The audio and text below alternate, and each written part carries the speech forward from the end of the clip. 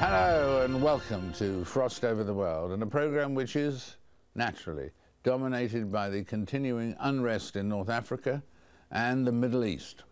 We'll be hearing from a leading pro-democracy activist in Yemen, a voice that's rarely heard, and from the head of the UN Refugee Commission, who is at the heart of this crisis in the Middle East and in North Africa, trying to deal with the humanitarian crisis on Libya's borders. But we begin with the increasing calls for international intervention in Libya. One of the most powerful voices calling for this form of military action, and in particular for a no-fly zone over Libya, is that of the former US presidential candidate, John McCain. He joins me now from Washington. John, you've been speaking firmly in the last few days about the advantages of a no-fly zone option. How would that work, and, well, do you think it would work? Well, first of all, David, you would declare it, which would have a, in my view, a very salutary effect on the Libyan pilots. As you know, there are severe questions about the morale and loyalty of people like that. Two of them have already flown to Malta, as you know, and there is certainly some doubt as to whether they would fly for fear that sooner or later they would be shot down. Second of all, we have assets in the region. We have an aircraft carrier. We have bases in Italy and in Sicily, as you know, and we could work with our allies. The British Prime Minister and the French President have been very strong on this issue. And most importantly, everything I'm hearing out of Libya on the part of the people who are seeking freedom from Gaddafi's rule, they're asking for it. They're asking to be protected from air attacks, and that's an understandable desire. And in terms of making that approach and responding to that, I mean, how many other countries would be involved in this situation, do you think, John? Well, again, the British and the French have been very supportive. Others have. I'm not averse to going to NATO, but I also think that the United States could say, look, this is a situation where people are being massacred or attempted to being massacred by Gaddafi. He has clearly threatened all kinds of things that would happen rather than him leave power. And so there's a lot of ways. If you want to do these things, you can do them. If you want to wait for a Srebrenica or even a Rwanda or one of those things, you can. But I think that it's pretty clear that just a declaration to start would show a commitment on our part, and it would also, I think, improve the morale of the people who are fearing these attacks. Would you need the blessing of the UN in some form or other, or not? I think it's pretty clear the Russians and Chinese would probably not agree. They may, but it's most unlikely, since their foreign minister Lavrov said that sanctions were about as far as they can go. I think you could probably get a NATO agreement. What I worry about, David, is that NATO would act after there is more slaughter, which Gaddafi has promised. Now look, Gaddafi may fall tomorrow. His days are numbered. The question is how long are those days going to be, and how much murder and mayhem is he going to be able to inflict on his own citizens before he goes? I think a no-fly zone, and I'm not talking about the slippery slope of now troops on the ground, which I would oppose, but we need to do a lot more in a humanitarian way as well. We could do some covert stuff, you know, like we know how to do pretty well. But the fact is that that declaration, I think, would have a significant impact, a positive impact on the morale of those who are struggling against Gaddafi's better equipped and marginally better trained armed forces that he has. And people say different things about Gaddafi.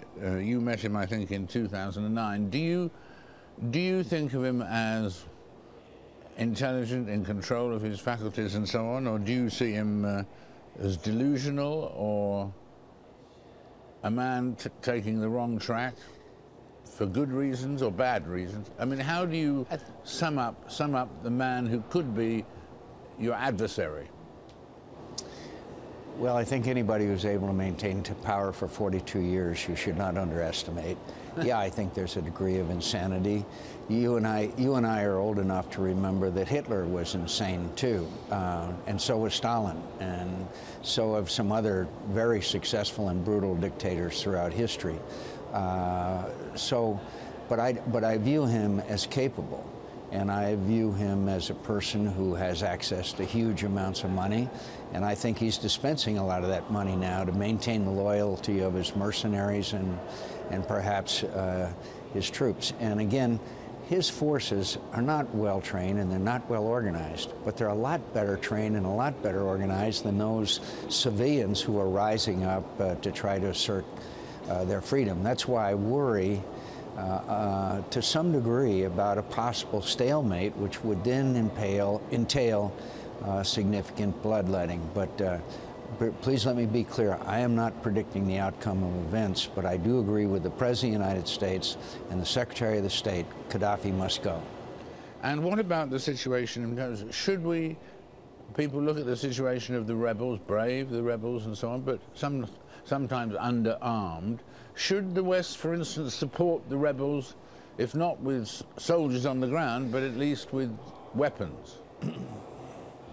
Well, I think that has to be a real serious consideration. You know, during the Afghan war, Russian war with Afghanistan and other conflicts, we have supplied arms to the right people.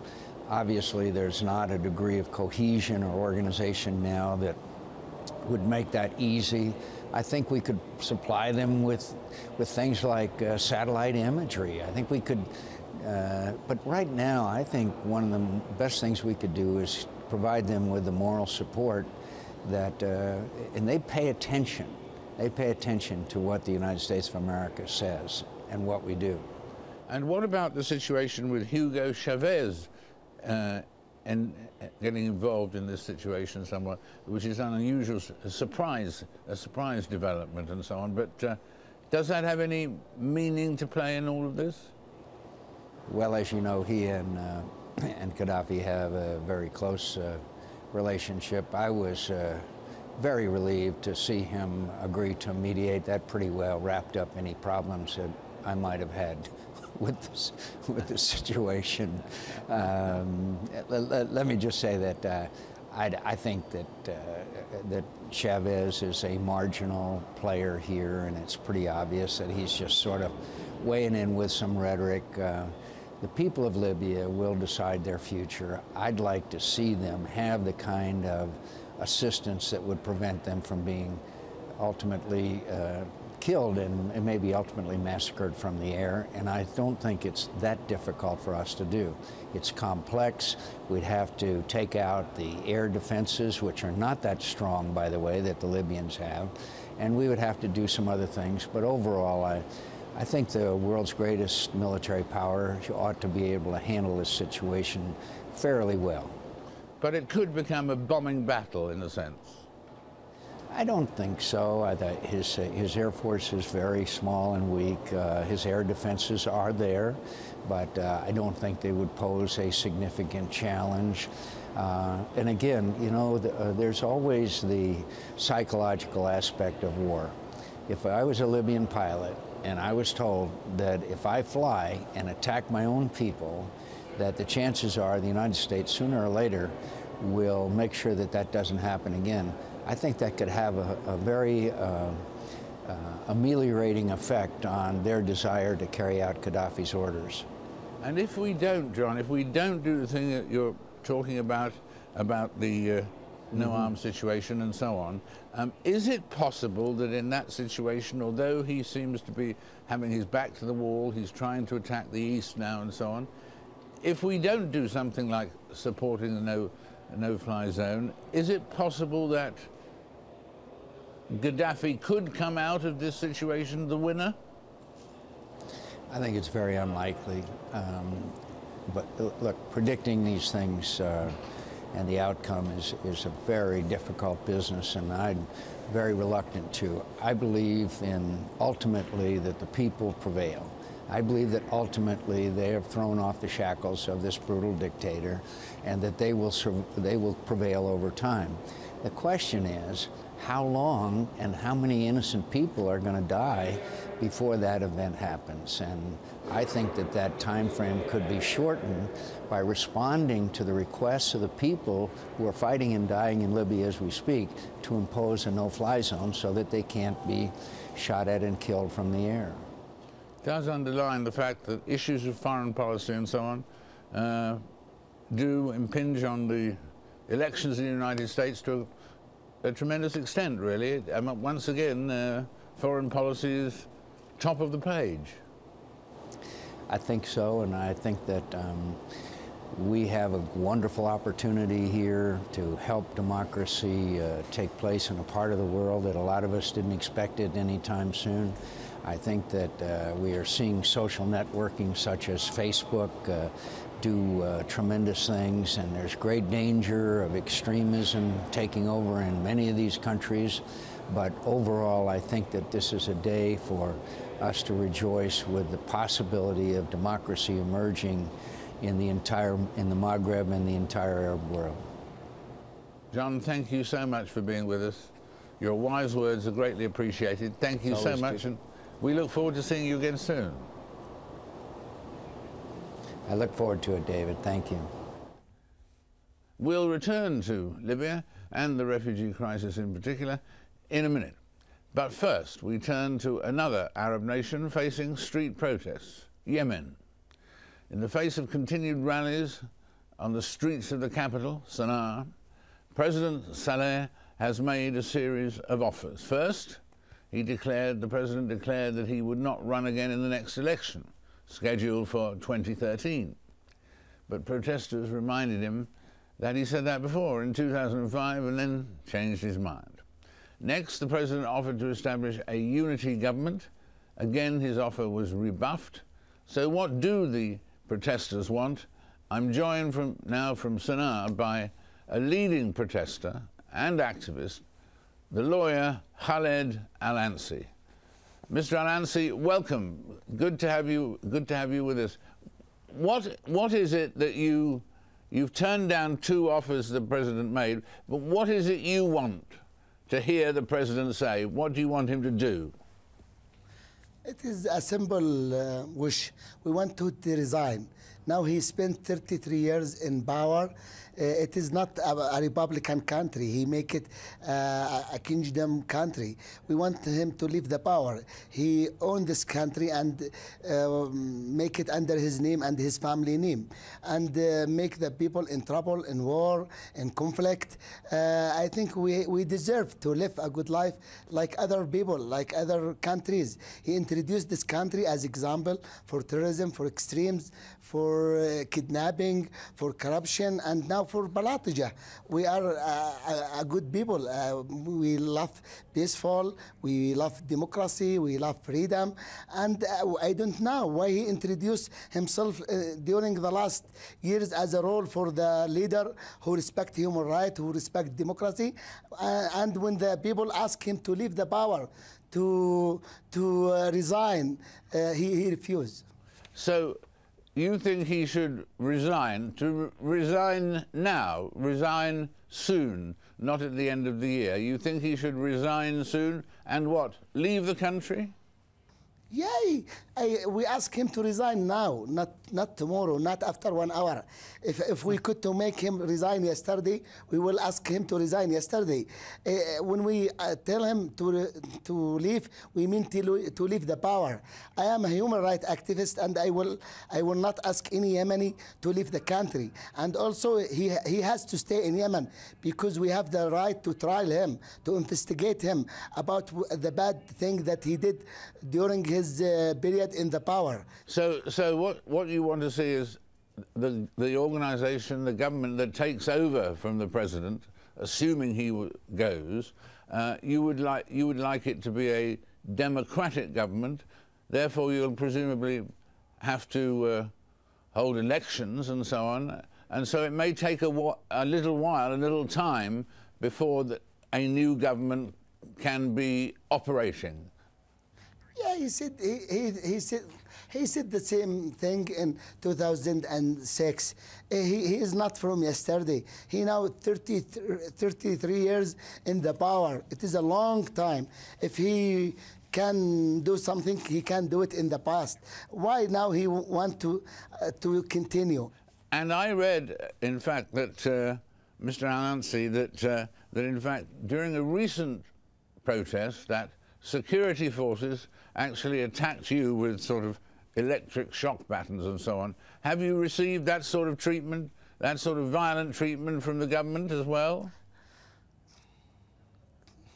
I be arrested twice, and I be beaten and attacked many times. We received threats, but we are ready to give this country everything, our soul, our blood. We don't have another choices. If you see the people, Yemeni people, when they are abroad in a bad condition, or if they are beggars in the street, you will prefer to die than to live. We know this regime can do anything, but what we believe, he couldn't do anything if God not willing that. For that, we don't care about what he will do, and we will continue. Not only Khaled Al Ansi who stand against you. There are millions Yemeni people who will continue. My new generation, my sons, I have 10 children. They will continue after me. We are from the tribal society. We will continue. And now a good thing, the tribal leaders join us. There are anger inside the security body, inside the military. We receive every day many people from the police security, from the military, from the tribe, who announce their supporting and ask for peacefully change, and they announce they will leave guns, they will leave violence, and continue for peaceful demonstration until this regime go out. Thank you very much for joining us, and we hope to welcome you back to the program again. Thank you. Thank you for Al Jazeera. A huge humanitarian disaster. That's what will happen, according to the UN High Commissioner for Refugees, Antonio Guterres, if the international community does not act to help Tunisia with the massive influx of refugees from Libya. The majority of those crossing the border have been migrant workers from Egypt and Tunisia, but many other nationalities, including Bangladeshis, Vietnamese, and sub-Saharan Africans, are also represented. So can the UN Refugee Agency, the heart of all this, the Tunisian government and the NGOs keep up with the average, which was, at least until today, of 15,000 refugees a day pouring over the border?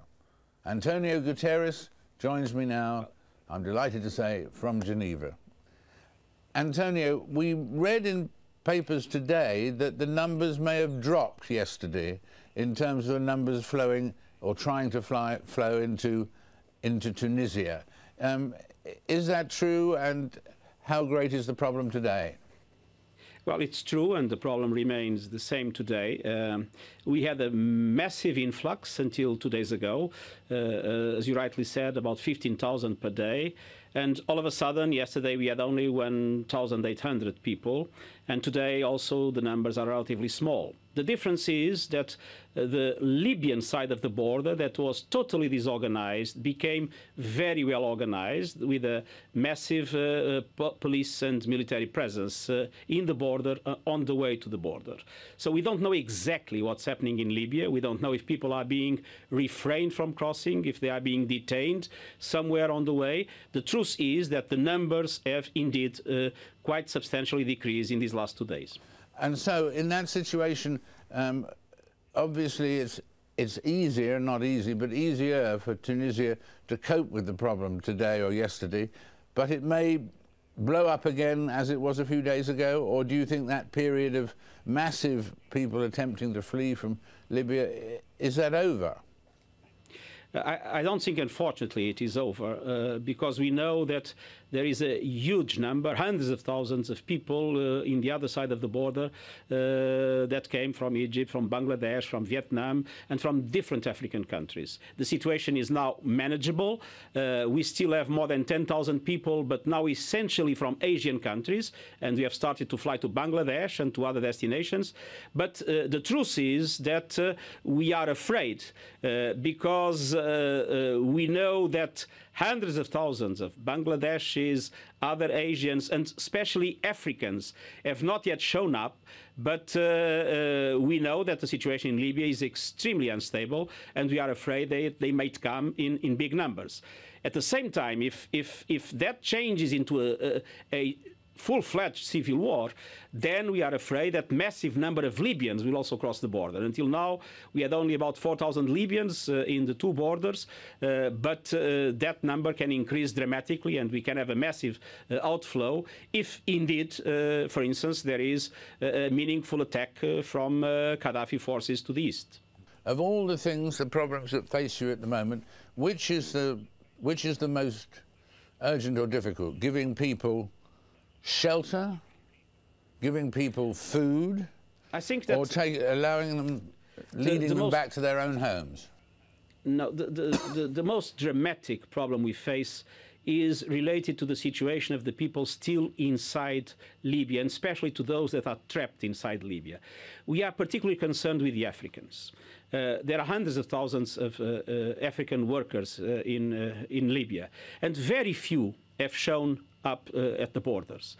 And we know that because of the African mercenaries that are used by the regime, there is a reaction of the population in relation to Africans, and there is sometimes a confusion, thinking that everybody that comes from sub-Saharan Africa might be related to those mercenary activities.